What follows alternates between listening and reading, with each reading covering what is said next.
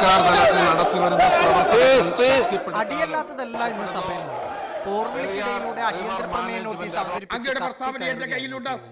M മണിയെ തള്ളി മുഖ്യമന്ത്രി പറഞ്ഞ വാചകം ഞാനൊന്ന് വായിക്കാം.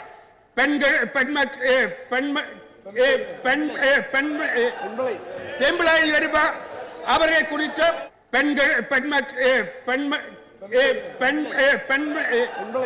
പെൺപിള്ളയിൽ വരുമ്പോ അവരെ കുറിച്ച് എമ്മപ്പടി നടത്തിയിട്ടുള്ള പരാമർശനം ശരിയാകില്ല എന്ന് മുഖ്യമന്ത്രി പിണറായി വിജയൻ ഡൽഹിയിൽ പറഞ്ഞു. തിരുവഞ്ചൂരിന് മറുപടി കൊടുക്കാനാണ് മുഖ്യമന്ത്രി പിണറായി വിജയൻ എഴുന്നേറ്റത്. സർ, ചപ്പാത്തിച്ചോലയിൽ വർഷങ്ങൾക്ക് മുൻപ്